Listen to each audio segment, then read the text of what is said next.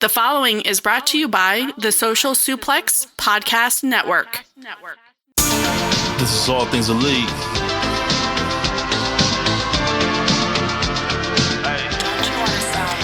Welcome back to All Things Elite. Load up the pod, man, it's on when we speak. Rich right here, let me warm it up for Austin and Floyd. Couldn't be no one but the boys. When it come to All Things Elite from the fan perspective, swear, man, it ain't no question. Hear from them first. Swear, man, they putting in the work. No, they had to get me for the verse. Social Suplex Network's on. I was at a time in your headphones. Austin and Floyd on the microphone. Backing out on the ring, getting in the zone. Pulling up the show, give it 7 stars, you already know. Who else could it be but the show with the proclivity for positivity? I'm gone.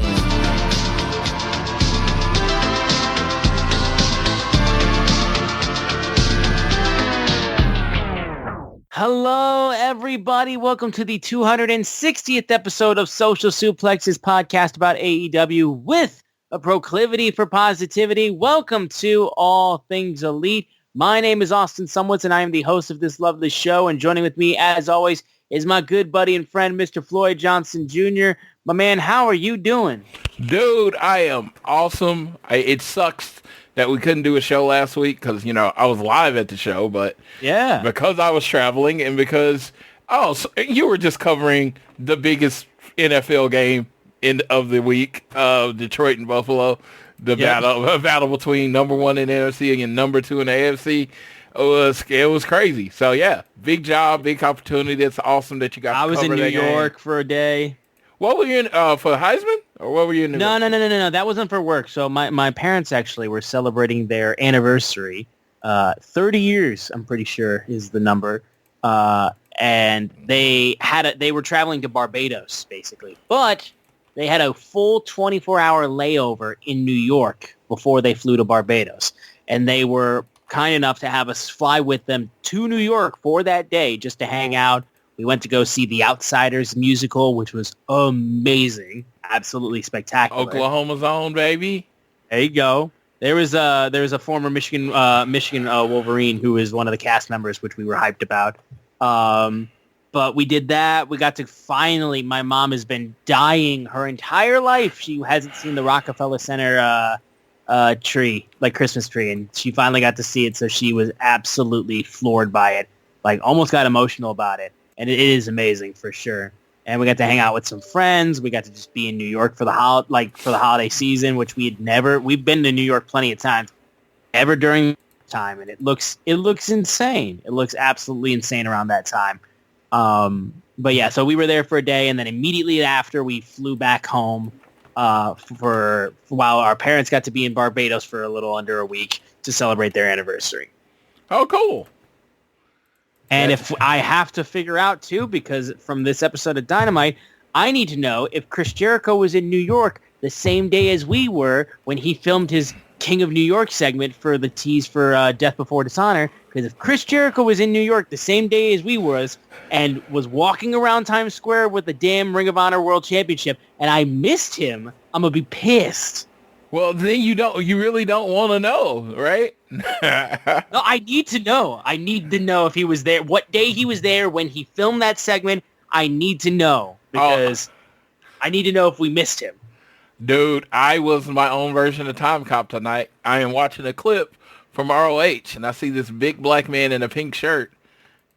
So I was there and here at the same time. So yeah, just remember that. No, and I was going to talk about that last week.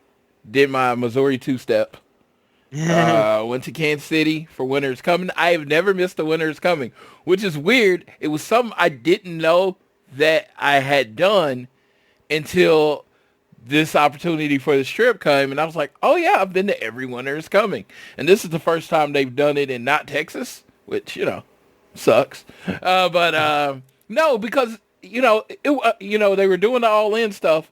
It would have made sense for Winter is Coming to be in Texas, really try to get some of the All-In seats sold or whatever. But whatever. They did in Kansas City. I went. The next night was in Collision, and I went. So this is the funny part. I'm sitting there, and I brought a FTR hoodie, right? But they weren't announced for anything, so I really like to wear the shirts of people that are going to be on the show to show my support. So that Wednesday night, I wore it was the comic strip one, right? And I was like, oh, okay. And I had my FTR hoodie on, and I took it off, and, FTR wasn't built for the show, so it was fine. So they get up, and they cut a promo, and they say, hey, we're going to be standing right in the middle of that ring of Collision, and we're going to be ready for a fight. Dude. Yes. I was like, baby. I started getting up, everybody looking at me weird around the section, because I'm so hyped, because I know I'm going to Collision, right? So I go to Collision, and I'm wearing my Willow shirt, and I was like, well, I know FTR's coming out, so hopefully Willow comes out first, then I can put the hoodie back on for when FTR comes out, right? All right, Willow, first match, Willow. I'm like, oh my God, this is too perfect. Willow has her match, put on my FTR hoodie.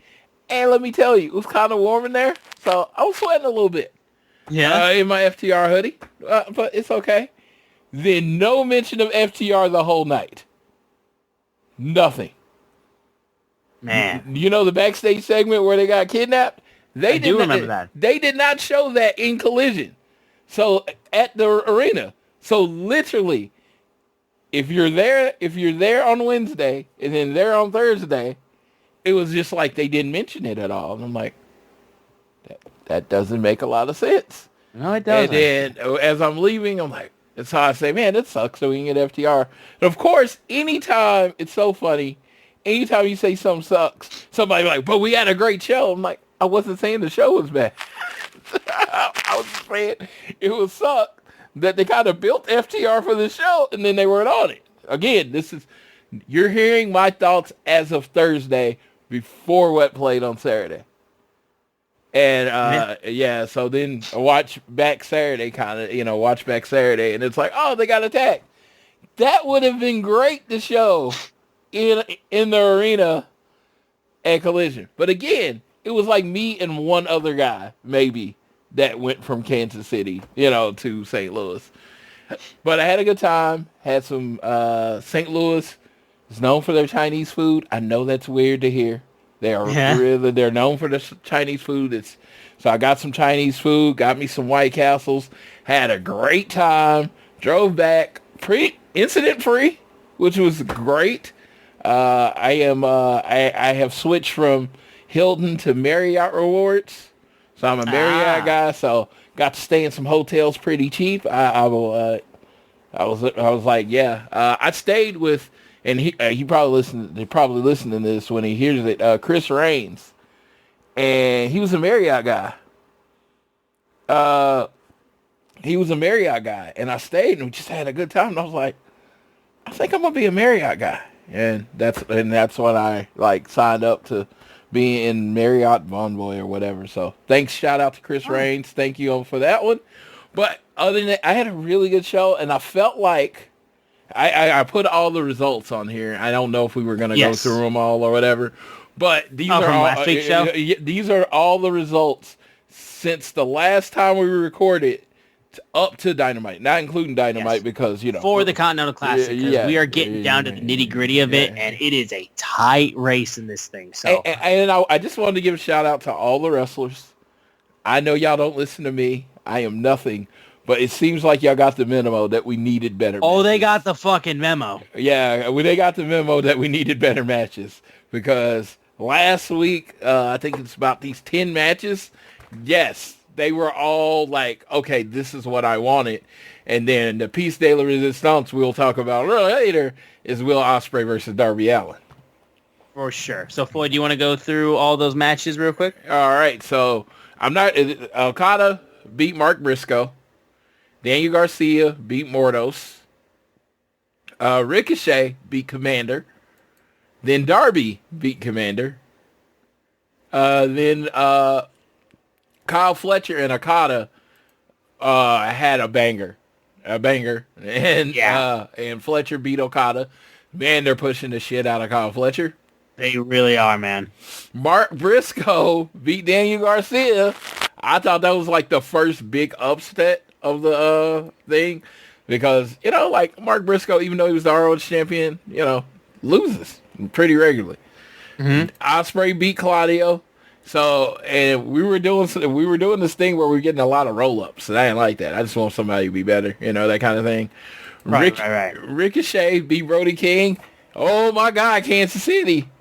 Kansas City didn't want Ricky. They did not want Ricochet. They did not. No, Brody, hey. I was listening to the show before, and like people hate chants and being the chant guy. Man, a chant. If you're awesome and you got a chant, dude, you can go miles. Like Brody King is the underpushed guy right now because the crowd fucking loves him. He's huge. He should win a lot more. And dude, the entire House of Black is like that because Buddy Matthews got a fucking huge ovation just a few weeks ago. Super over. I was really shocked Buddy Matthews wasn't in a Continental Classic. There was a reason probably, but I was shocked he wasn't. Then we had Okada beating Mortos again. And then Briscoe, with his second upset in a row, gives Kyle Fletcher his first loss and another banger.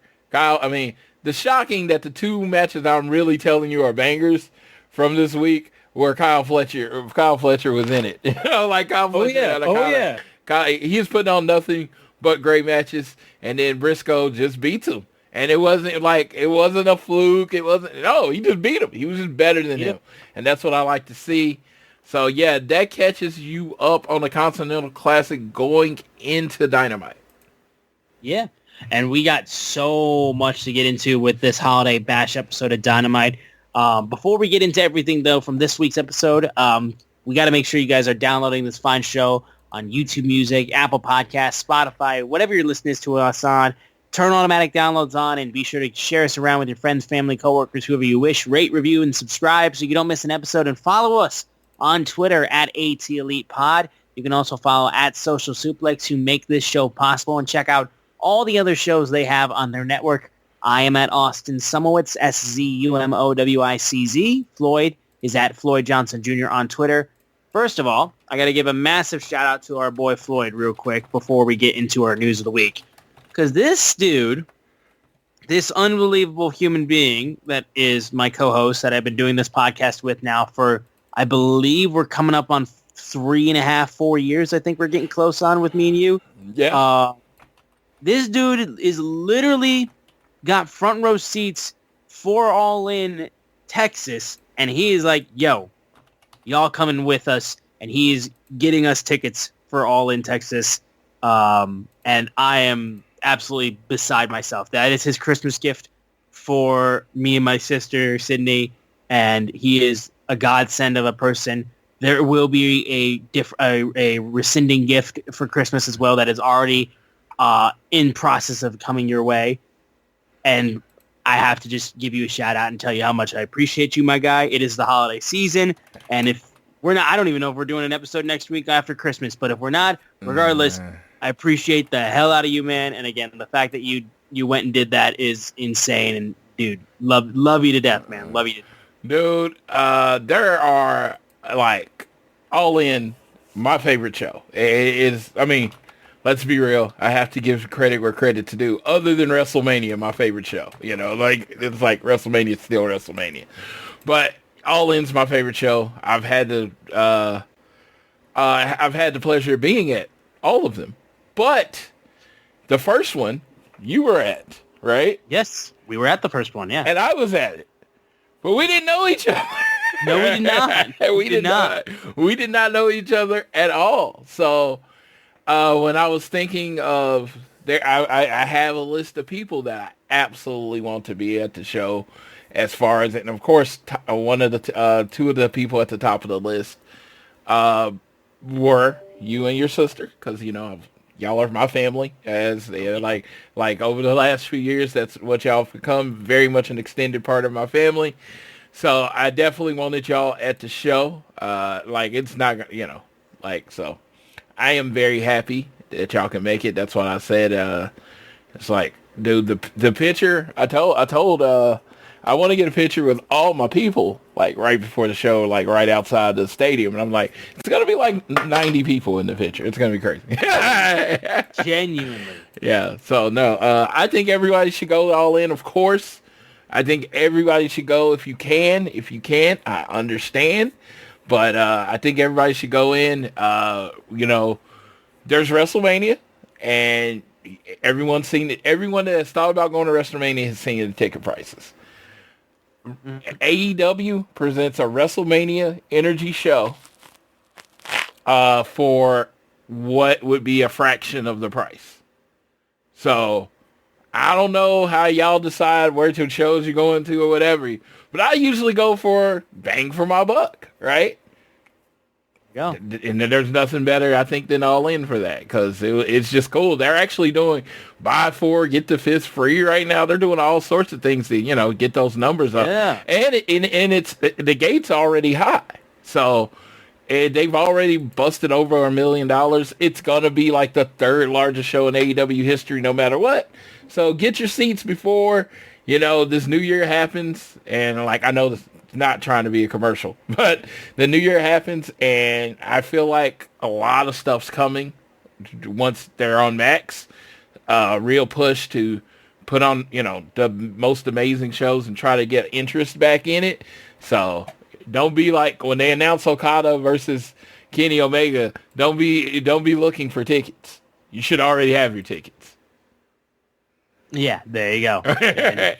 Hope you can make it happen, dude. But again, I'm so hyped about that. But getting into the news of the week for this show, we got more details about AEW and how it will be on Max going forward in the coming year in 2025. Of course, we're going to have the simulcast taking place with Fight for the Fallen in the first week of the new year.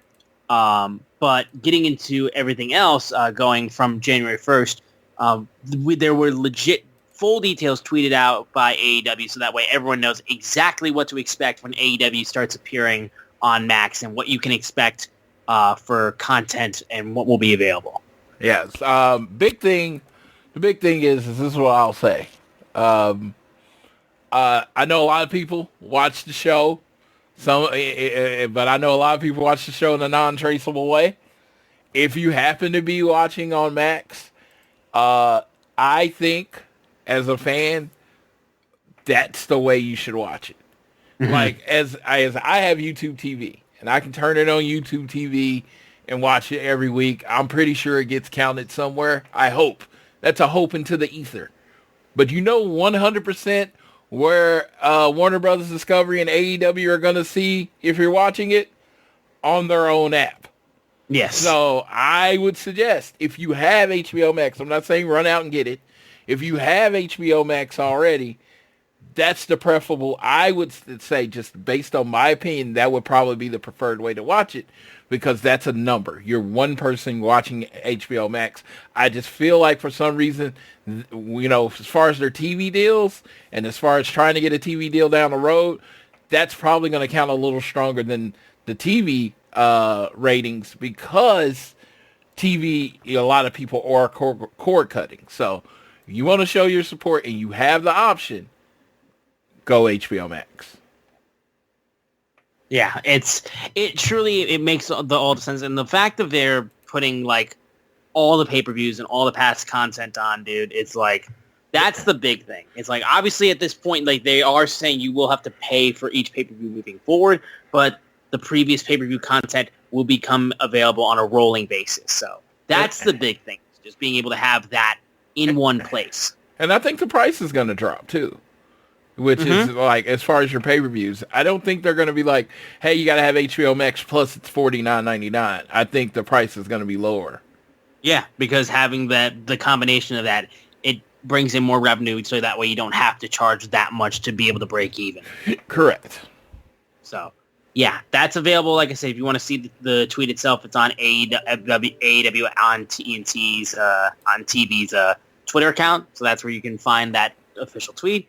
But it's exciting, man. Yeah, we definitely retweeted it from our page. So there you go. Oh, absolutely. Yeah, so you can find it on ours as well. It's exciting just being able to have this be a thing that's happening. And the Fight for the Fallen show is going to be an exciting one when the flip happens. So we're going to move in now to AEW Dynamite Holiday Bash, which emanated from Washington, D.C., from the Entertainment and Sports Arena in D.C. The show opened up backstage with Jay White and Orange Cassidy, they were asking them about World's End and how are they focused on the Death Riders tonight or each other, or are they focused on World's End?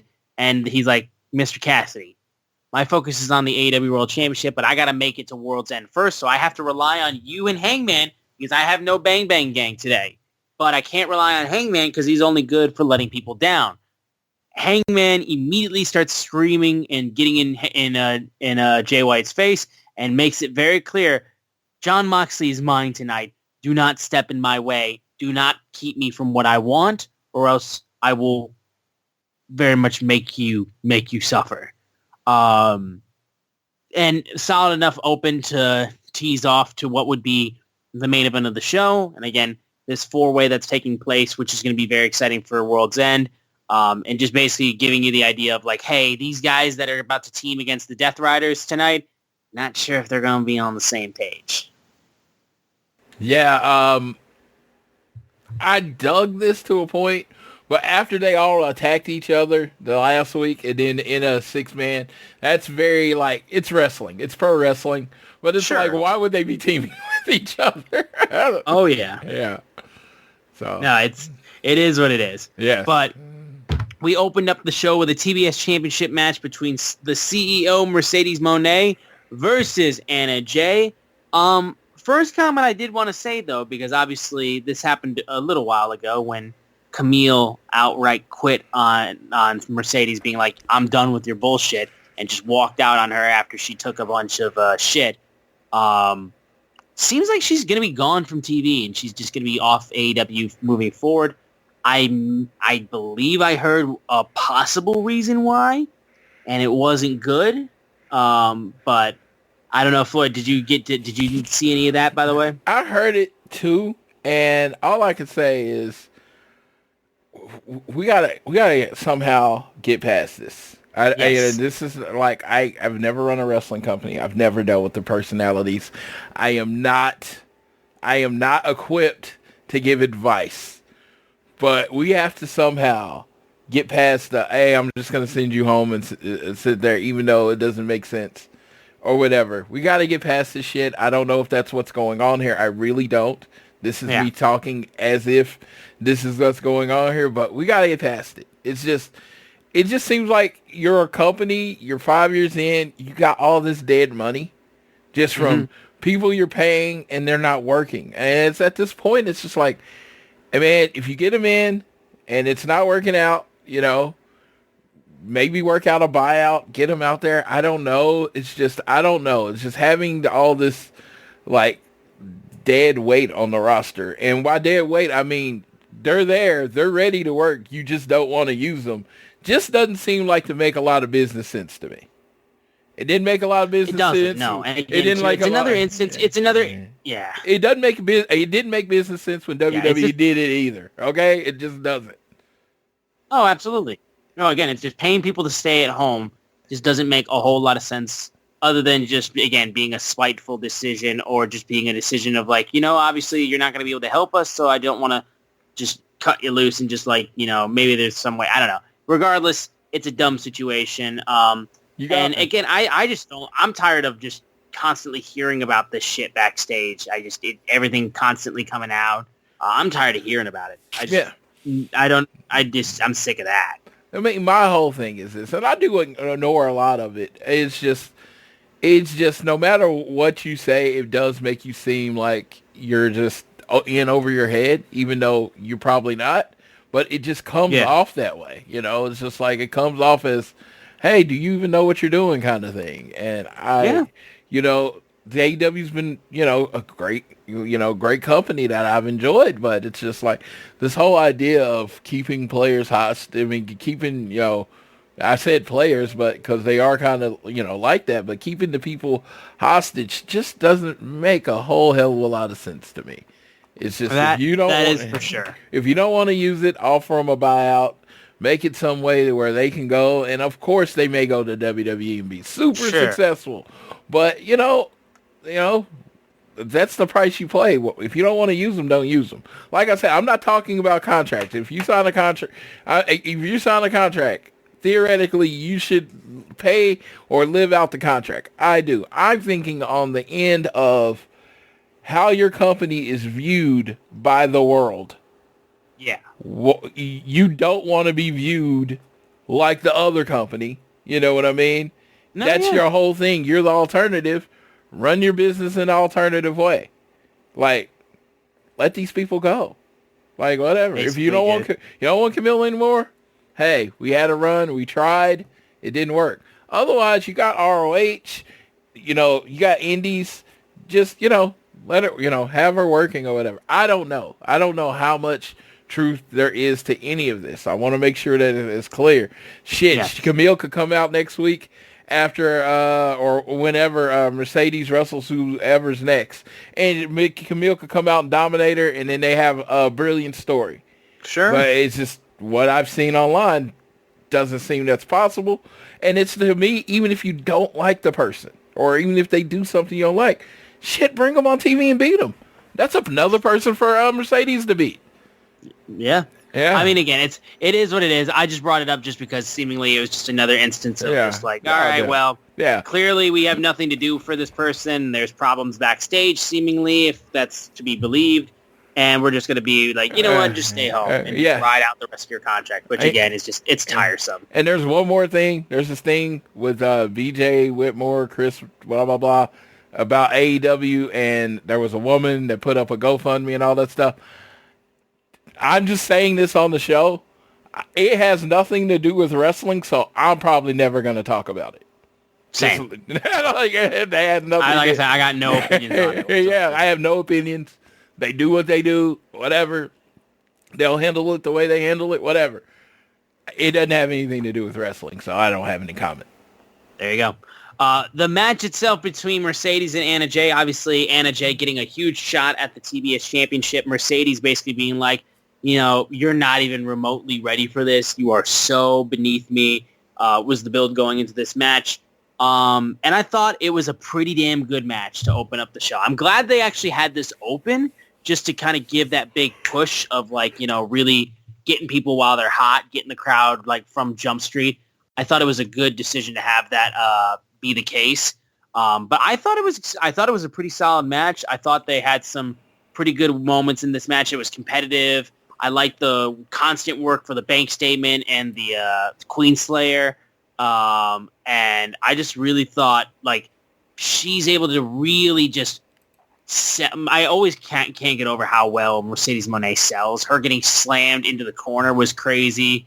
There was a couple moments where it may have been a little bit sloppy, but I thought it was a pretty solid match, a predictable one, but one that was exciting. And had some really good stuff in it. And Anna did her thing. Anna did her thing. She's clearly shown a significant amount of improvement, I think, from when she started.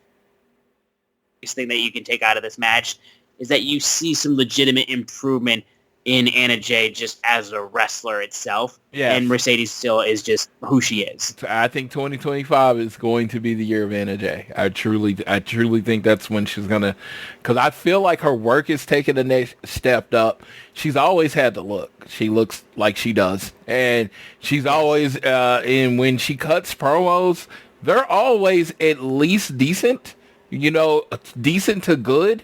So she's very comfortable on the mic. It's just somebody that you can build up behind. And, you know how AEW does it. They have you lose a bunch, and then they push you.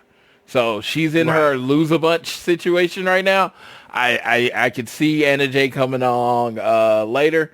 And, Women's Continental Classic. I'm just throwing those terms out there. Just throwing that term out there. Tony Khan. Women's Continental Classic. It's a thing you could do at any time. Yeah, and like I said, I wouldn't call it Continental Classic because if it was me, I would not create the new women's belt. I would call it something, and the winner would get a shot at the title. Right, there you go. Yeah, so more like the G1 than the Continental Classic, which is for a new title. So I think it could work. I think there's going to be more time. I think you could do it over all three of your televised products, AEW, Collision, and some on ROH, and, give a reason to watch all of it. There you go. Yeah. I think that works. We then moved on to we then had backstage footage of FTR backstage, back at their home, actually, and talked about how, we're just we want change just like you guys do, but I disagree with the way that you guys go about creating that change. You tried to poison another man, and that's going to get us left for dead? And they were questioning, that literally is after what happened to us. Is their life after wrestling? Doc Samson said he wasn't going to clear us for the rest of the year. So January 1st, we will be cleared, and we're going after the Death Riders, and we're going to fight you guys, and we're not coming alone. Top guys out. So Floyd, who are they bringing? Oh, it is Mr. Adam Copeland, a.k.a. Cope, a.k.a. resident of Asheville, North Carolina. Yeah. Oh, let's go. Yeah, they all live in resident of Asheville, North Carolina.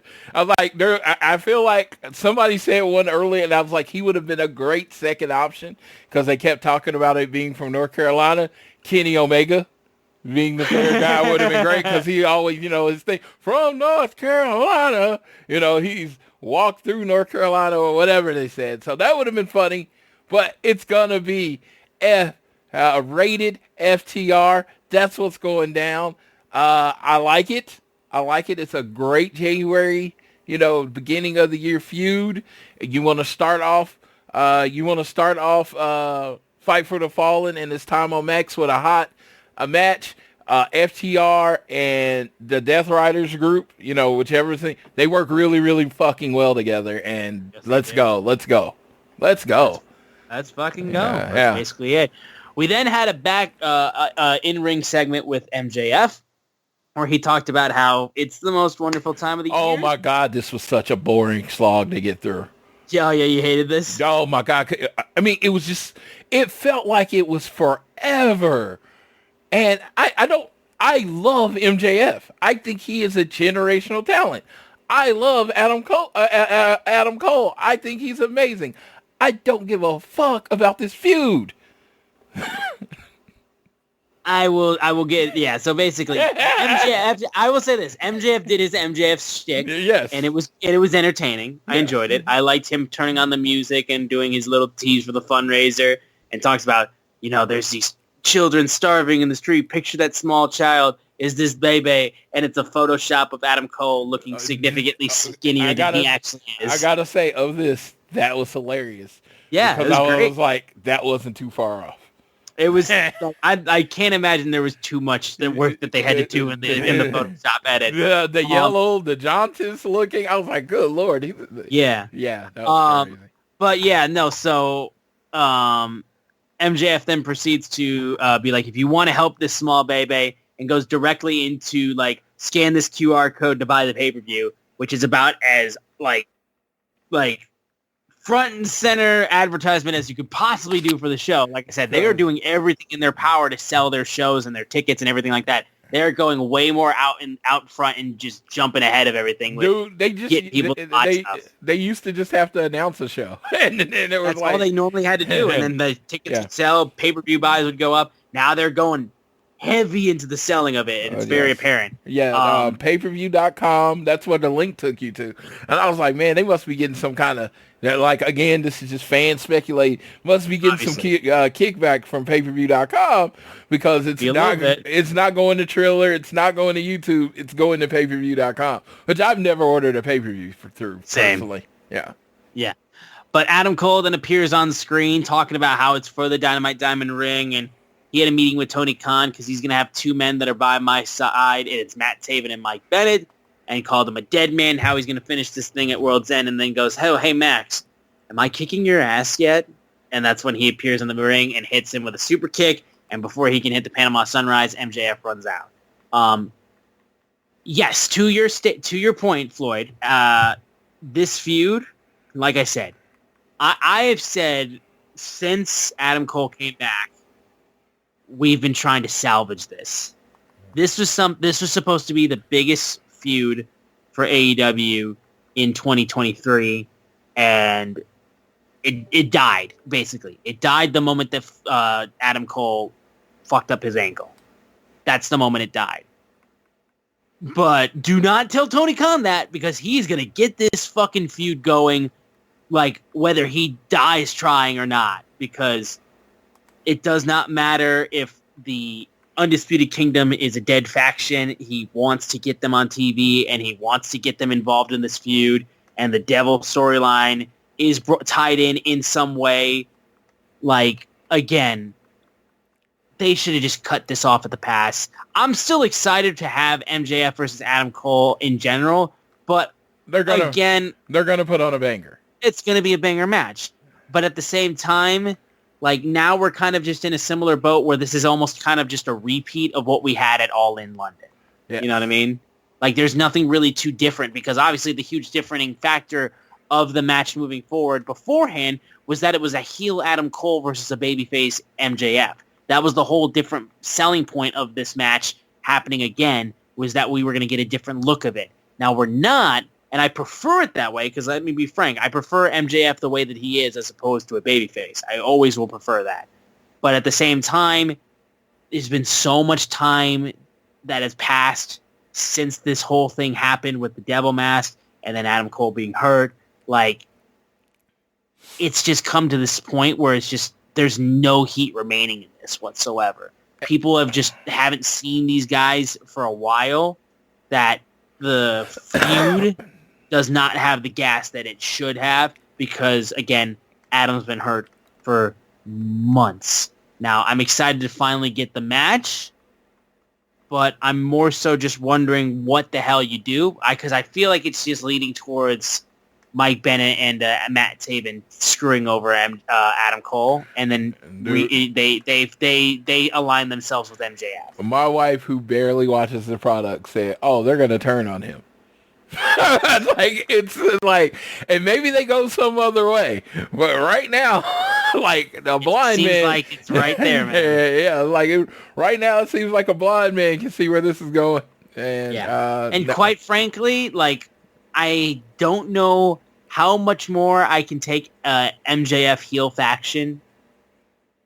You know what I mean? We've gotten, like, what, 3 now? This would be? Yeah. It's just, I don't know, man.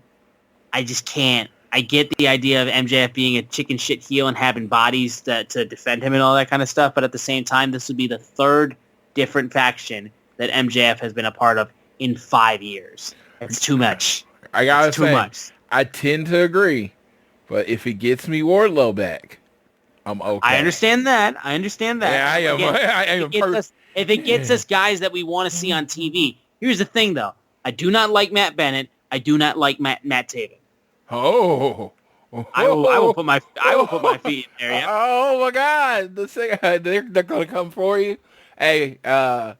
Oh no, the Ring of Honor girls are gonna come after me. Thoughts expressed by Austin Somowitz is his thoughts alone, and does not represent the thoughts of All Things Elite, because I love Matt Taven, because I'm Matt Taven. Okay? Madison Square Taven. Okay. Yeah, no, I love Matt. Okay. No, I don't really love Matt Taven. I like Matt Taven. I like Michael Bennett. I like when they did the kick him in the wing and hit him in the weenie and drop him on his head. I love it. Pile drive him on the neck. Love that. But yeah, it seems obvious that's what's coming. I actually called them turning at the previous pay-per-view. They did not. No. So maybe they do it at this, but because it's like, this seems like Adam Cole and MJF, they had their chapter at All In. They had their chapter last year at World's End, which again, when Adam Cole's ankle exploded, they probably should have just, say, hey, yeah, it didn't work out, right? Yeah. But they didn't, and they kept, and they tried to soldier on. And I do have to give them this slight bit of credit. They didn't give up on this shit. No, they did not. No, so if they go out there and have an amazing match and they do this turn or whatever in this amazing way, and then I come back, I am looking forward to eating crow. Right now, as a pretty hardcore AEW watcher, I am bored as hell with this feud. I just want it to end. Yeah, it's just, I'm excited for the match. Itself, it's not the feud that I don't care about the least, but it's one that I do not care for personally. Yes. It's not hugely enjoyed. And again, it's very much out of control, out of the situation, out of AEW's control itself. And Tony Khan is a man of conviction. He wants this feud to go, and he wants to get it going. Dude, but people just do not care. Just think about this. And this is how I've put it since the beginning. I don't know what MJF will be doing. I have no alternate booking plans for them. But let's just say Adam Cole comes back and he doesn't go after MJF. And MJF doesn't go after Adam Cole. And then they don't mention each other, right, for months. While Adam Cole is getting back in the shape that he needs. Then, like, in January, February, boom, it's like out of nowhere. Like Adam Cole or MJF attacks each other. And it's like, oh, they're bringing this back. That's amazing. We missed it. It went away. And then you brought it back. But the way you did it, it was just like, it feels like long drawn out. And like I said, now I don't care about the end. And that, to me, it's like, I've always said, movies, TV shows, the beginning and the end. The middle is great, but if you give me a solid beginning, give me a solid end, it's going to be great. You feuds, give me a solid beginning, give me a solid end, it's going to be great. The middle has been so drawn out in this, it's almost going to kill the ending no matter what it is. Yeah. Yeah, that was just my thought. Yeah, I mean, I don't really got much else to say on that matter, but we'll move on. Jamie Hayter had a response after she got jumped by Julia Hart on Collision this past week on Julia Hart's return. She called her a coward and said, you decided to show up and you attacked me from behind, called it a sneaky and classless move. And she's like, I know you're listening, so here's my message. Fight for the fallen. I'm going to serve you a dish best served cold. I'm going to serve you some Haterade. And I'm excited for this match. I'm very much excited to see Julia back. I think this would be the first big match for Jamie Hayter in like a very long time. So this will be a moment where we'll be able to actually like really see Jamie Hayter get something to really get into, because we were hyped when she came back. We've missed Jamie Hayter for quite some time. And I think this will be the first real chance for her to shine, I think, in a while. Let's go. I love Jamie. I got to see her match with Willow. They put on a banger. And Willow just won. I really did enjoy that match before. And then I was, Julia returned. I was there for the Julia return. I was actually there for two women returning in one night, I guess. Wild. So Julia returned, and she looked good. And, it was funny. I was going to bring this up. I was sitting at Collision next to a guy that had never seen AEW. That must have been a fun experience. That was super awesome, because he was like, I don't know what's going on. And his friend's like, oh, you can come sit up here with me. And he was just talking to me, and I was, any question he had, I answered for it. And he's like, oh man, he's like, you're great to sit by. You know all this stuff. So he's like, most people get annoyed. And I was like, dude, no, I'm good. I generally watched it. I'm like, even if I miss something, I watch it for the second time when I get home, because, I do this show. And he was like, oh, so you really are like the person to talk to. So I have given myself a new title, self-proclaimed, unofficial AEW ambassador, Floyd Johnson. Self-proclaimed, unofficial AEW ambassador is me. Absolutely. That's our boy. That's our boy. Because it was just so funny, because you could just tell, like, he was just like, he just came with his friends. And by the end of the night, he's like, I'm going to have to check this out now. Hey, hell yeah. We made a fan. We made a fan of AEW. Yes. We love that. We then had a vignette of the impending return of Kenny Omega. Obviously, Mr. Omega will be wrestling at Wrestle Dynasty, and he's going to be part of that show, but we are getting ever so close to the return of Kenny Omega, and this is basically letting you know, like, hey, he's coming back. Give us a little bit more time, but he is coming back. Kenny obviously, Omega. with him with us knowing that he's going to wrestle on Wrestle Dynasty, we've known this, so it didn't really spoil a return or anything like that, because we knew like Wrestle Dynasty was a thing that was going to happen. But at the same time, though, he'll be back in AEW very soon. And when he comes back, he'll be a shot into the fucking veins of AEW that the company needs so bad, and I'm going to be so excited for it, man. we've missed Kenny for so long. We're hoping he's healthy and he's ready to go because we've missed our best bout machine. And yeah, like we're hoping we can finally see this guy and do what he does best. Yes, I'm very excited for him. When people ask, I just had a friend that was like, it's not a quick fix. Fixing AEW is not a quick fix. He's like, he's like, there's a bunch wrong with it. It's not a quick fix. I'm like, it is. And they was like, I think it is a quick fix.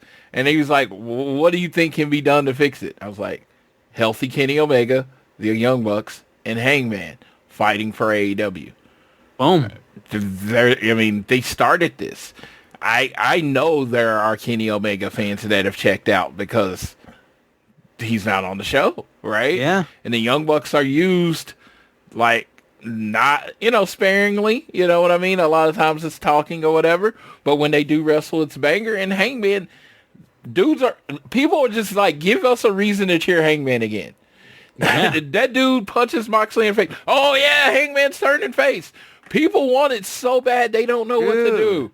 They don't know what to do. So it's like, it's not a simple fix, but All Elite Wrestling kind of focusing at least, for one or two storylines on, the Elite. Yeah, that would help the company quite a bit. A little bit, yeah. And even as a guy who's not a big I'm not big into the Young Bucks right now. Like, those guys together are what would help this company out a ton. I know for a fact. Yeah, it's like, you can't take the Elite out of AEW until you build people to fit in those spots. And that's the whole thing. As much as you've done a good job of, trying to focus on different people, you haven't built anyone to the level of taking that spot away from the Young Bucks and Kenny Omega. They're still the heart and soul of this company. So when they come back, and if they come back as a foursome, and if they come back as good guys, I think that's going to do a lot for AEW. I think that's going to do a lot for restoring the feeling. Because it's like, when you say restore the feeling, the Elite are the motherfucking feeling. They are the feeling. Like, that's the feeling that you're trying to restore. So how are you going to restore a feeling without the people that are the feeling? Pretty much. There's not much else to say in regards to that. We then getting back into wrestling the matches themselves. We had the tag match between the Christian Cage himself, the Patriarchy, Christian Cage and Nick Wayne facing off against Hook and Katsuyori Shibata. And this was fine. I thought this was pretty damn solid. Everyone had their chance to shine in this match, it felt like. I loved how Shibata just fucking, his chops just still constantly, like, he's able to chop Christian Cage, he's not even showing skin on his chest because he's got his overshirt, and it still fucking echoes over the stadium, which is crazy. Nick Wayne has had a real good shine in this match. I felt like he had some really good moments in this. Hook, once again, is still a badass. There was a lot of interference in this match as Mother Wayne was distracting the referee. You also had Kip Sabian distracting the referee, but eventually that allowed Christian to hit Shibata, gouge him by the eyes, hit the kill switch, get the victory as Nick Wayne stole the pin to get the win, and the Patriarchy get the victory. I thought this was all right. I didn't do anything crazy. I thought it was solid. It was a good moment match for every guy to get some stuff in it, but other than that, it was just okay, I thought. I ruined this match for me. Okay. I saw Hook and Shibata. I saw them against the outnumber Christian. Okay, Samoa Joe's coming back. And I'm just waiting for that I'm waiting the whole match for Samoa Joe to come back to help Hook. Then he doesn't. And it has nothing to do with what any of the people did in the ring. It was me deciding Samoa Joe was going to come back, and then he didn't. And I was kind of like, well, that was a match. Man. I did it to myself. Well, that's a shame. But other than that, it was pretty solid. Then, of course, I told you about the King of New York vignette that aired for Chris Jericho. Once again, if he was in New York the same day as we were and I didn't see him, I'm going to be mad. We had another vignette about Bandito's inevitable return, which will be happening. And then... That dude is looking jacked. He's looking... fucking huge. I mean, he's always strong, but he just looks like he's gotten bigger. Yeah, I'm excited to see what he looks like when he finally comes back. We then had the glamour, Mariah May. And she had some shit to say about Thunder Rosa. And goes, how dare you say this women's division is alive and well when I've eclipsed everyone here just by being me. And then talked about their Tijuana street fight at World's End. She's like, we're going to do this, and you're going to bring your father.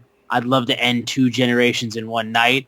And as to Papa Rosa, if being a loser runs in the family, and I'm not going to bring my father to the show because I don't want him to see what I'm going to do to Thunder Rosa.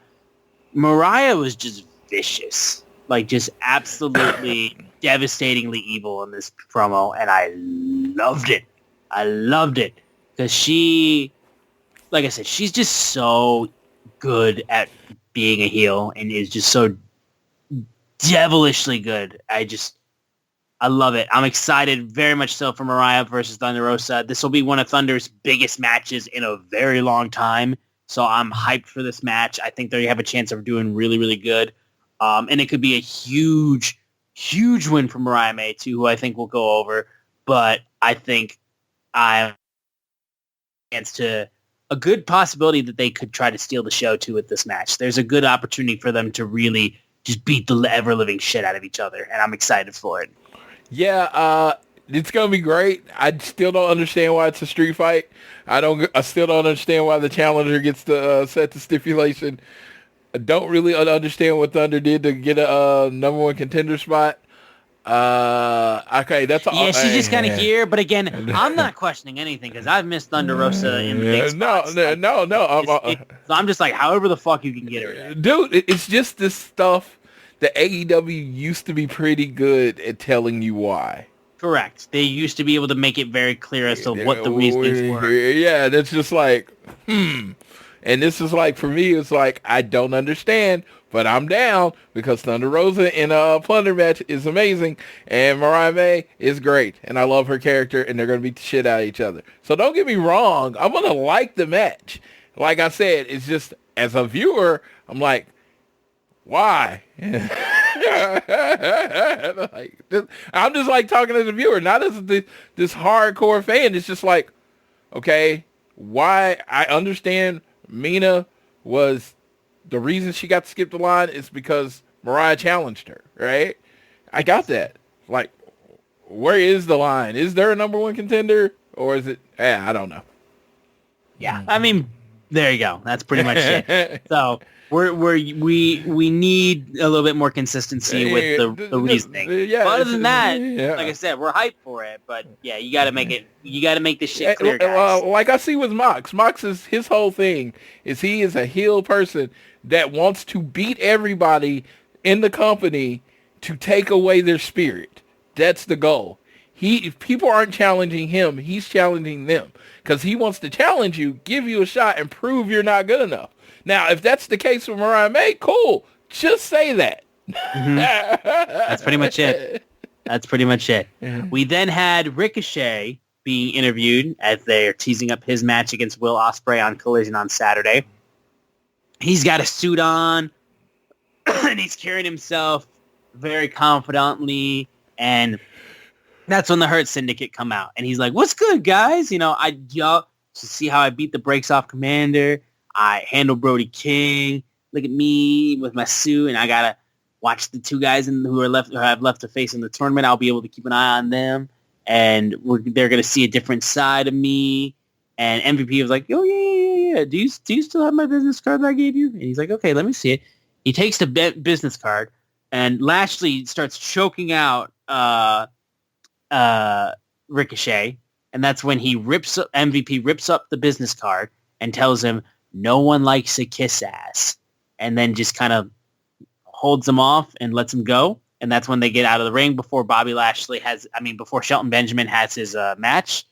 So basically Ricochet saw an opportunity and immediately jumped in head first and then proceeded to get slapped across the face. So clearly the flip for Ricochet has happened where we had the crowd reaction from last week's show where people were not into Ricochet. They were into Brody King big time. Had the opportunity to join the Hurt Business. Then it was rescinded because he was a kiss ass. Ricochet's no longer we getting good guy Ricochet. They have figured out very quickly that people are not a fan of Ricochet right now in terms of just his character, and they are leaning into it heavily. They've jumped on it instantaneously because he's going backstage and he's doing the like shit. Like he's being an irritating asshole. So it'll be interesting to see what he decides to do in their match on Saturday with Will Ospreay. But Floyd, tell me right now where your mind's at right now with this version of Ricochet. He comes off like a bitch. A little bit. And I kind of dig it. It's like I'm one of those people. I'm like, let it cook. I'm going to let it happen and then tell you what I think. So this is the beginning of something. And if you're a Ricochet fan, you probably hate it. Yeah. Because he really did.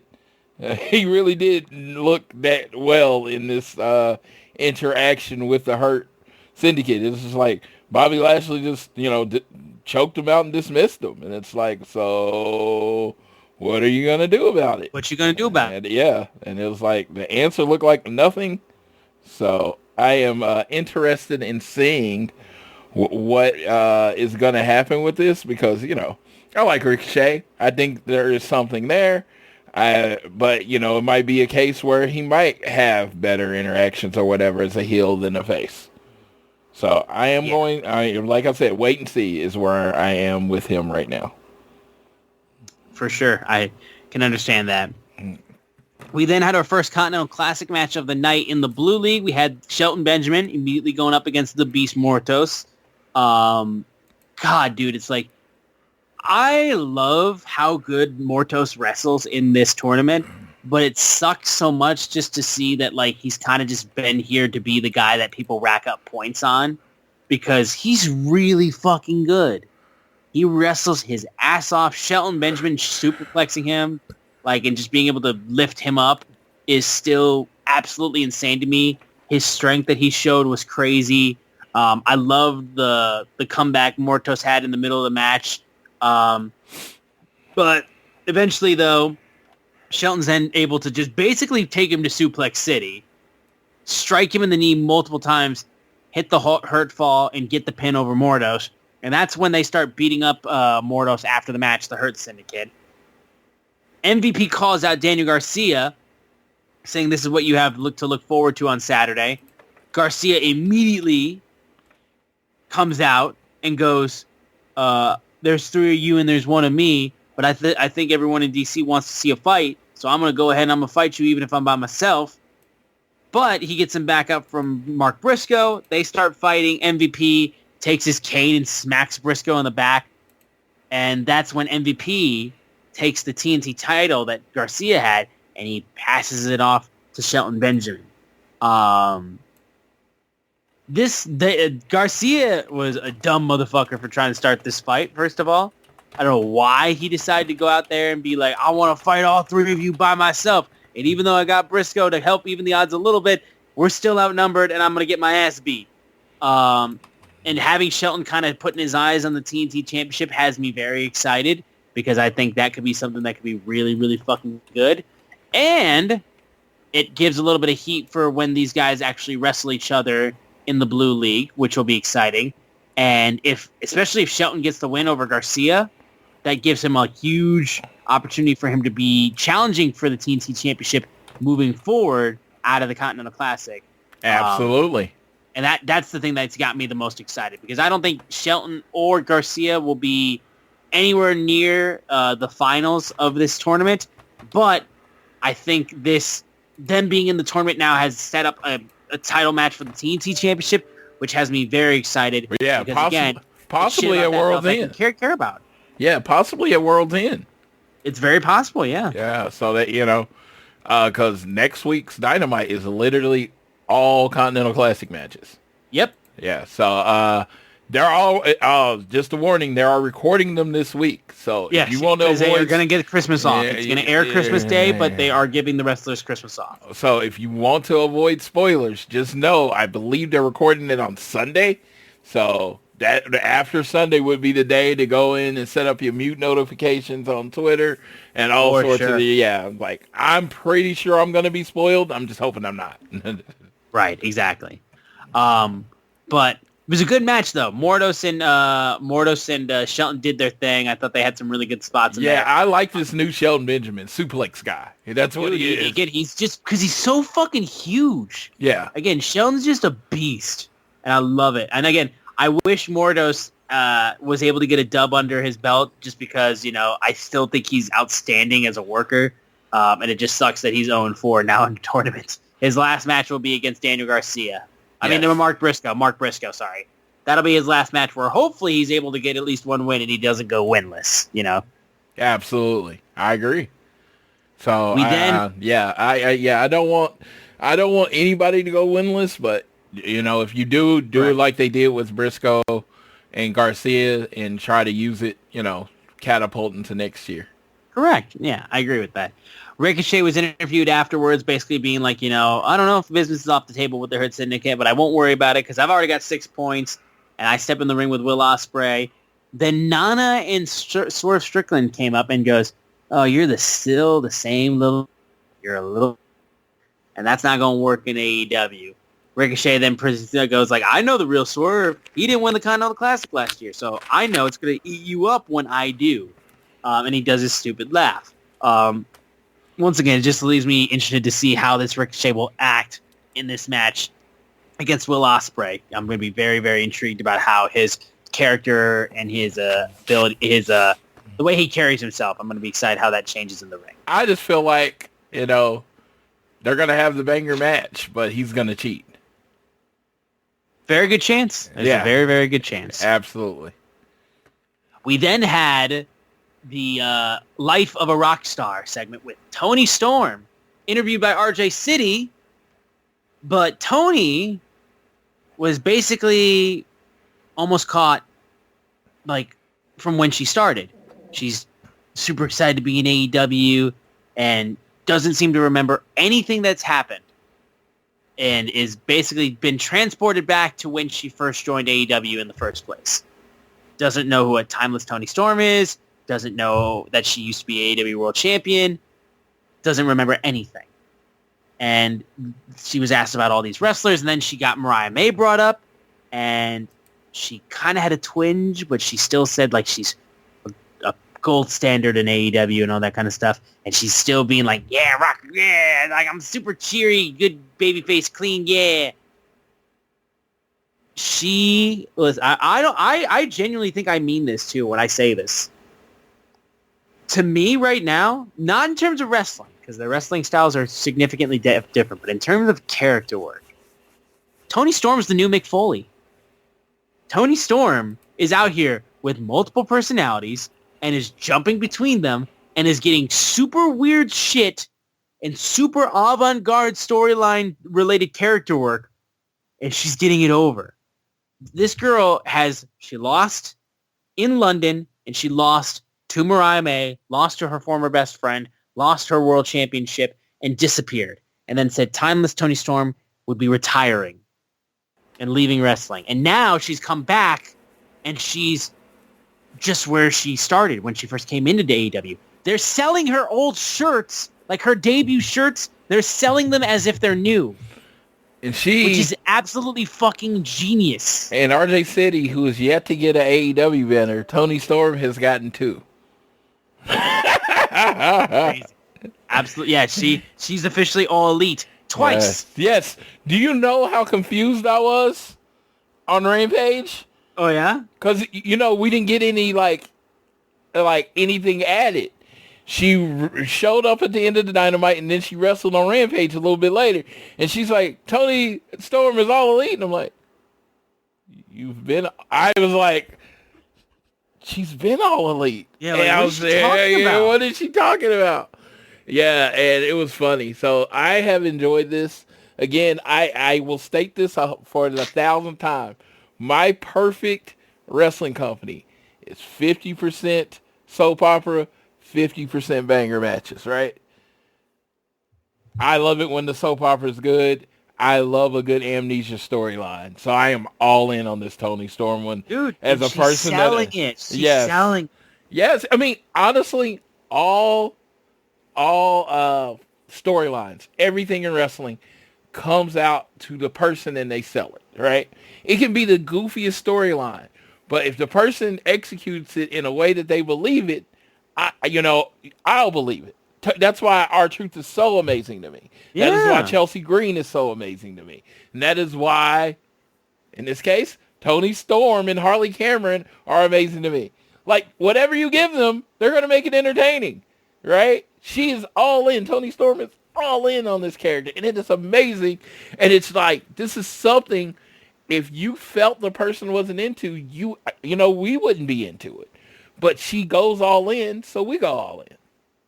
Yeah, dude. I mean, again, Mick Foley had the ability to just play all these different characters and these different faces of Mick Foley. And every single one of them has become this huge iconography of Mick Foley as a wrestler. Whether it was Dude Love, whether it was Cactus Jack, whether it was Mankind, whether it was Mick Foley. And I think Timeless Toni Storm has gone from that to now she's doing this whole thing with the amnesia storyline. Like, she's the modern day version of that kind of shit. Yeah, and truly. And the crazy and the most amazing thing about it is it actually does on our make sense. Timeless Toni Storm loved Mariah May too much to do what she needed to do to win. This Toni Storm that never met Mariah May will fuck up Mariah May and not even think about it. Very much so. Yeah, so I love it. I do love it. Yeah.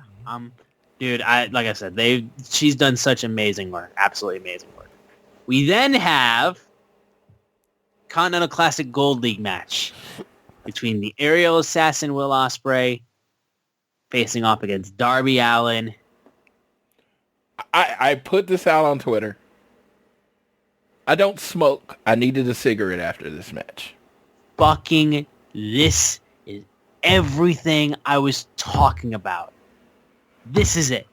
Dude, I mean, this was the match of the tournament right now. Yeah. This match was the best match of the tournament. You had two guys that we'd never seen them lock up, and it was a definition of a dream match in AEW and a first-time only match, and the crowd was hot from go. Shout out to Washington D.C. This is awesome before they even touched. They didn't even lock up, and people were already chanting "Holy shit!" Like, and they fucking absolutely blew the roof off the building. Darby once again did the spot that made me fall in love with him, or at least like made me pay attention to him, which was his coffin drop onto the apron, and it looked even worse this time around than it did when he tried to do it against Cody in Fyter Fest. I thought he died. Like, that shit looked horrendously awful, and it looked like it sucked. The section that's going like all over social media, the great work of the Code Red after you had the amazing full-on flip that led into the hidden blade right across the face of Darby Allin, and the Code Red. Dude, I saw people jumping out of their seats behind the ring after that Code Red was hit, and people were so fucking gassed for this match. This is it. This is what the Continental Classic was for. This is what AEW was for. Matches like this. This is everything this company was built upon, and it absolutely fucking slapped. One complaint, and it's a pretty major complaint, though. What? Why the fuck did this not go on last? I don't know. There is absolutely no reason this match did not main event. I mean, dude, I felt like it should have main evented even before I watched the match itself, but after seeing the match, there's no reason whatsoever this match should not have been the main event. And I know the only reason people are going to give me is, well, world title, go home thing for the main event with the Death Riders and Moxley, Cassidy, Switchblade, and Hangman and all them. And because Dynamite next week is pre-taped and it's going to be all Continental Classic matches and we're not going to have the world champions or anything like that on the show, like they got to get the go home segment over now for the world title match, otherwise, because they're not going to have it for next week, to which I say tough shit. I mean, they wanted the WCW "we gotta go" sequence at the end of the show, and they got it. Yep, they got it. Yeah, tough shit. Let me talk to you about this match. I'm telling you. So I have my thoughts, and I get distracted, so I don't get any of this done. But I was like, man, year-end awards. But I was like, there's no point, because my five matches of the year are going to be all matches including Will Ospreay. And then my television matches of the year are going to be all matches including Will Ospreay. So it's basically a fruitless battle, dude. Yeah, he just controls the conversation. He just controls your list. Your lists will not. Yeah. If you have a list that doesn't include Will Ospreay, it's not a list. I mean, if Will Ospreay is not your wrestler of the year, I just shake your hand and say we just see wrestling different. We just do. I'm a massive Cody Rhodes fan. Massive Cody Rhodes fan. In the ring, it's Ospreay. It's Ospreay every day of the week. Total package, I'm talking entrance, promos, all that stuff. I'll probably still give the edge to Cody. But it's only by a little bit, because Will Ospreay showed me a lot as far as promo ability. Oh, yeah. Yeah, so, it's just like, that's what I'm like. When I'm talking about Wrestler of the Year, I don't understand how it's not Will Ospreay. Now, if somebody says they don't like Will Ospreay, I get it. You have terrible taste, and we shouldn't talk ever again. I mean, it was cool. It was nice meeting you, nice talking to you. Now go to hell. I don't know, because the dude is so, he just does flippy shit. No, the hidden blade is the hardest hitting move in professional wrestling. He did a Styles Clash off of the apron onto the floor. Dude, everything he does, you pray that Will Ospreay doesn't decide that he likes your move. Because he's going to take your move, and he's going to do it better than anyone has ever done the move ever before. And it's like hyperbole, blah, blah, blah, blah, blah, blah. Also, I've run out of words for Will Ospreay. The dude, Billy Goat, is the most accurate nickname for this wrestler that has ever existed for any wrestler ever. Because every time he wrestles, whether he wins, whether he loses, whether he draws, it's the greatest match you've ever seen. If he's in a ladder match, it's the greatest ladder match you've ever seen. He's in an Iron Man match, it'll be the greatest Iron fucking Man match that you've ever seen. No matter what he does, it's great. I can even say he's not my favorite wrestler, but god dang, I can't say there's a person I enjoy watching more than him. I mean, dude, it's like... He's one of one. Ospreay is one of one. You don't see wrestlers like him. And dude, again, I can. Yeah, you do. And I can gush about Ospreay all I want, but again, Darby Allin to me, dude. I mean, I cannot tell you how many wrestlers will come and go, but there is a wrestler like Darby Allin. Motherfucker makes you care so goddamn much, which to me is half the battle if you're a professional wrestler. Because you can do everything in the world, like all the moves and all that kind of stuff. But if people don't care about you as a wrestler and your matches, then you can do whatever you want and it's not going to matter. Darby makes you care so fucking much. Even the people who don't like Darby still care because they're like, Jesus Christ, this guy's going to kill himself. Like, he brings an emotion out of you. This man is absolutely not going to wrestle once he hits the age of probably 30 will be when he retires. But you know what? What a fucking time period he's going to wrestle in, because that man absolutely does not phone it in. He does not give anything less than 100%. And he's that guy consistently. Ospreay may be the best wrestler in AEW. Darby Allin's my favorite in AEW because, again, he just he gets it. He gets it in terms of getting people into a match, and he's got everything. The look, the music, the entrance, the ability, and just the psychopathic feeling of just, I do not care what happens to my body. I'm going to put on a show for this crowd. Like, he's insane. He's absolutely insane, and I love him to death. That dude just, God, like I said, I can gush about Ospreay all I want, but I had to throw love for Darby, too, because, I mean, that dude is insane. Absolutely insane. But we've gushed about this match enough. Let's get into the main event, the trios match. Like I said, I don't know how you do your star thingies, but if that's not 5, I got a question. There's no question it's not. There's no question it's 5. There's no question. I got questions. I'm like, well, how do you rate? Let's talk about it. Let's talk about it, as Trick Willie would say. Oh, it's 5. It's 5 every day. Yeah. And if you want to go up higher, you can, 1,000%. Yes. It's 5 at a minimum for sure. But getting into the main event, the Death Riders, Jon Moxley, Bastard Pac, and Wheeler Yuta facing off against Orange Cassidy, Switchblade, and Adam Page. And this was all right. I thought this was fine. I thought there was a great strike into Moxley through where he basically almost nailed him in the throat, Orange Cassidy. Like, that shit looked crazy. Hangman wanted to start, but when he realized it was Yuta starting, he then immediately tags out to Orange Cassidy because he just wanted to fight Jon Moxley, which Orange Cassidy then immediately had to go after a guy who he used to consider his friend. But eventually, Hangman gets pissed. He is not happy about the fact that he gets out there and Hangman tags in, Moxley leaves. Then that's when he argues with Jay White and he leaves. He walks out. He leaves the match. That's when it's now 3-on-2 for a majority of the match. Jay White hanging in there for a majority of the time. Jay White had a lot of damage he took, and I thought that was cool.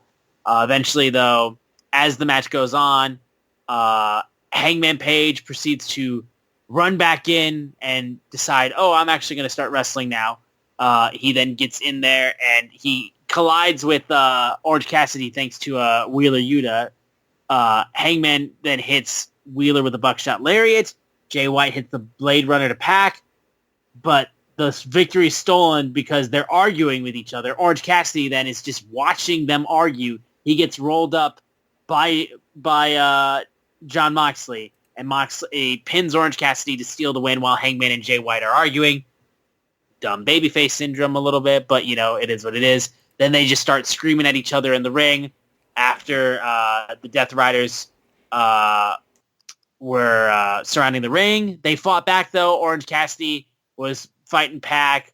Marina Shafir and Jon Moxley run off, and Moxley is now got the upper hand because everybody else on the match wants to kill each other. So now he's got a little bit of a breather in that four-way.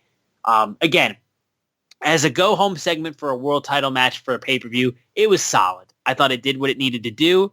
It was very clear why this went on last. I disagree with it heavily because, to me, the Continental Classic is what you've been selling your TV for the last few weeks for, and that match is the exact reason why people love the Continental Classic and why you should want it to go on last because, again, all the things that are leading into it, and because of the fact that right now, especially in the Gold League, it is fucking, absolutely narrow. We have 4 wrestlers tied for first place with 6 points. That shit is tight for the top spot in the Gold League, and we've only got, 2 more weeks of the Continental Classic. So, to me, I still say you have the best match and the match that means a lot go on last as opposed to a trios match. That's just me. But again, they got what they wanted for their go-home thing for the world title. I'm excited for the match. I do not care for the Death Riders. I've said this a million times. I'm just not interested whatsoever, and I got no care factor in it whatsoever. But Moxley, Orange Cassidy, Jay White, and Hangman all going at it for the world title is a match that will slap like crazy. No question about it. I think this match will be very exciting. I just don't care about the Death Riders. That's just me. I mean, I will say this. The only thing about the Death Riders that I don't like is that they don't feel fresh because they were another faction. You know what I mean? Yeah. Because they were the Blackpool Combat Club. And it's like, okay, we got rid of Danielson. We added Pac. And then we added Marina. But you're still the Blackpool Combat Club. Change your name. Whatever. But you're still the Blackpool Combat Club. So it doesn't feel fresh. You know? Right. But they do have the clear leader Mox. He's a badass. Like I said, the best thing that came out of Death Riders to me is Marina Shafir. And I truly believe, I don't know when they're ready, she should be in the women's title picture. Just playing the character that she's playing right now. But this segment was fine. Honestly, it was just a segment. It's like, I don't really care about the four-way because I'm pretty sure Mox is going to win, right? Right. So like, that it's like, you have not done a good job to convince me that someone else could actually beat Mox. And if you don't do a good job in the main event of your show, that's a problem. Because that's what really sells pay-per-views is the main event, right? And the main event is kind of predictable. I mean, the undercard is less predictable than the main event when it comes to this pay-per-view with the matches announced so far. So we will see. I mean, like I said, I'm open. I am open. I have not been shut down to the Death Riders. Like I said, they just have to, they have to go after people that we care about. That, like, yeah, this whole Hangman thing, that works well. But Orange Cassidy, I don't know. Like I said, it's just like he just lost and now he's just getting another title shot. Nope. Hey, explain it to me. Nope, we won't. We don't think we will. It's just gonna happen. It's just going to happen. Yeah, so cool. So he gets to beat him up anymore. I guess Mox isn't happy that he didn't get to murder Orange Cassidy, so he wants to wrestle over again so he can actually murder him this time. Yeah, but anyways, that was AEW Dynamite Holiday Bash from this past Wednesday. We got a lot real quick that we got to go over. First of all, let's not forget, folks, Final Battle is this weekend. We got a lot to look forward to with Final Battle taking place from the Manhattan Center in New York. There's some crazy matches that we're going to have on this show itself, so I want to give a shout-out to that show. And we can go through real quick the card and just say what we got for the matches that we have. I was going to say, I shared the link. I've got the whole thing. Yeah, there's 4 matches on 0 Hour, first of all. Grizzled Young Vets going up against Dark Order. Lead going up against Gates of Agony. Harley Cameron against Hanako. The Infantry going up against Undisputed Kingdom. Katsuyori Shibata will face Dynamite Kid, Tommy Billington. Mansoor takes on Atlantis Jr. QT Marshall back in action. He's going to wrestle Jay White. There's an open challenge for the Ring of Honor Pure Championship held by Lee Moriarty. A 6-man Ring of Honor World TV Championship Survival of the Fittest match between AR Fox, Brian Cage, Blake Christensen, Willie Mack, Mark Davis, and Commander. Red Velvet will be defending her Women's TV Championship against Sons of Tears, a.k.a. Dustin Rhodes and Sammy Guevara. Sons of Texas, will be defending their Ring of Honor World Tag Team titles. Sammy Guevara and Dustin Rhodes against The Righteous. Athena. In a double bull rope match. Yeah, a Texas double bull rope match, which will be wild. Of course, Athena will be defending her Ring of Honor Women's World Championship against Billie Starkz, who just recently destroyed her custom spinner belt that she made for herself. That will be the main event of the show. Oh, no question about it. No fucking question about it. Because I think it's a pretty good chance that the coronation of Billie Starkz of knocking off Athena as the forever Ring of Honor Women's Champion. She gets to pull her Cody Rhodes. She does. She lost last year at Final Battle. She gets to come back and win. The story. Finish her story. And then, of course, Ring of Honor World Championship, Matt Cardona taking on the Ring of Honor World Title Champion, Chris Jericho. Now, I want to say, this is another one that might be ruined for me.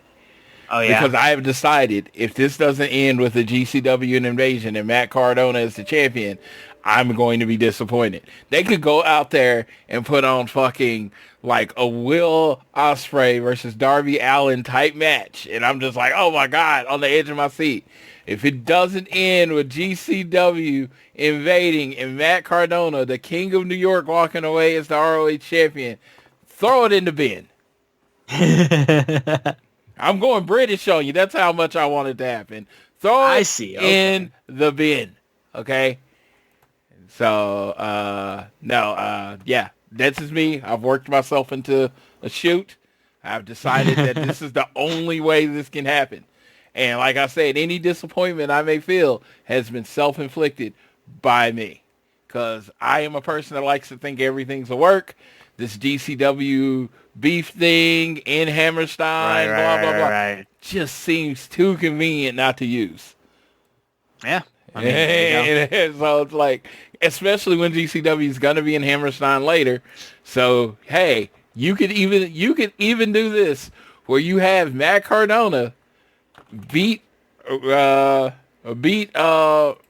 Jericho at ROH Final Battle, and then have Chris Jericho beat Matt Cardona at the GCW show, and we get the title back. I mean, there's a lot of ways to do this, but if it doesn't happen the way I want to, I am going to get on the internet and complain. I'm going to complain so hard.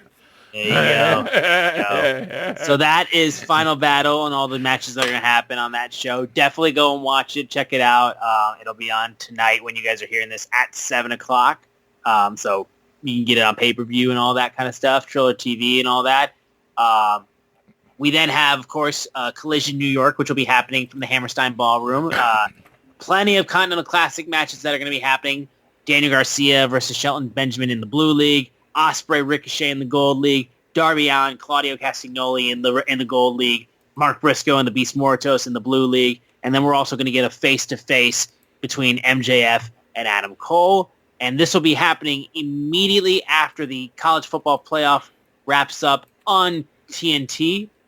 We have two games that'll be happening on Saturday. First, SMU facing Penn State at noon, and Clemson facing off against Texas at 4 p.m. So as soon as that game wraps up, that is when Collision. Unlike SEC people, I am the opposite.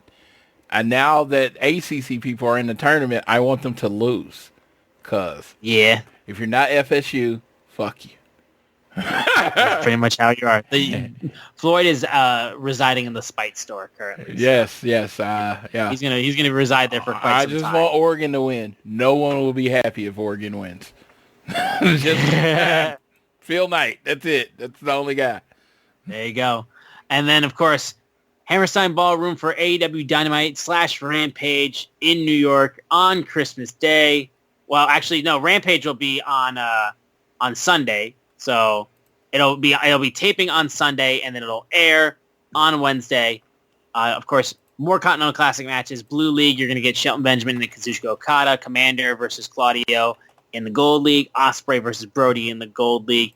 And, wow, they actually have this messed up on the website. That's hysterical. They have Darby Allin on the screen, but they labeled him as Will Ospreay. You guys got to fix this shit. Will Ospreay, he beat Will Ospreay. Now he owns his. Now he is Will Ospreay. Yes, he has sucked out the essence of Will Ospreay, and Darby Allin is now Will Ospreay. Yes, and Darby Allin will be facing Ricochet in the Gold League, and in the Blue League, Daniel Garcia facing off against Kyle Fletcher. So right now, just to give you an idea of where we are in the Continental Classic, in the C2.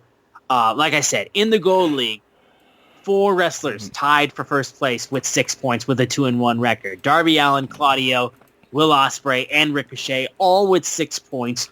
Meanwhile, Brody King with the 1 win has 3. Commander is 0-3 currently. He has 0 points in the Blue League. Meanwhile, Kyle Fletcher, only with 1 loss. He is got the 9 points. Kazuchika Okada also only with 1 loss, but he has a draw in there, so he has 7 points in second. Mark Briscoe in third with 2 wins, 2 losses. He has 6 points. You then have Shelton Benjamin, who is 2-1 with 6 points. Daniel Garcia is 1-1 with 4 points, and like I said, the Beast Martos 0-4 with 0 points right now. And this is where we're at right now, getting ready for this Saturday for Collision, Christmas Collision. Like I said, it's coming down to the wire right now, especially the Gold League, where it's just like we're sitting up in the air wondering who's going to break out of this. Yeah, we are looking forward. Yeah, so like everything that's coming out, I think this Collision, these final few days of Collision, about to be the most exciting wrestling, and they're going to end really, really strong. Yeah, the C2 has finally gotten to where we wanted it to be. AEW heard our complaints, and we're finally to the level of where the C2 is. Or like C2. Or they planned a slow burn to awesome C2 from the whole beginning, and we got our mouths shut. Yeah, so like I don't know. I know they listen to the audience. I hope we're a part of the audience that they listen to, but they listen to the audience. So there you go. I'm looking forward to the end of the C2. I really don't know who's gonna win. I think Will Ospreay is gonna be in the finals, but yeah, I know he's gonna be. I feel like he's gonna be one. I think Okada's gonna be on the other. But I was like, dude, they can't just give us Okada versus Ospreay on World's End, can they? With no build. Oh my God, I think people would go crazy. Yeah, there you go. Yeah. But that is everything we've got right now. I don't think there's really any other news that we got to get into. That's everything we have for this week of AEW, I think. So. No, dude. So only news they have, you can go to Chop Tees and buy T-shirts for us. Buy All Things Elite T-shirts. Be prepared to wear them to Allin.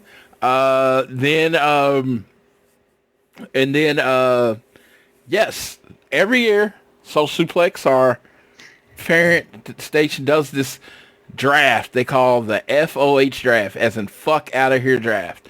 As they go over a few hours, they drink and they talk about the shit basically they didn't like in wrestling that year and people they didn't like, and if you had any ancillary connection to wrestling, you can get it.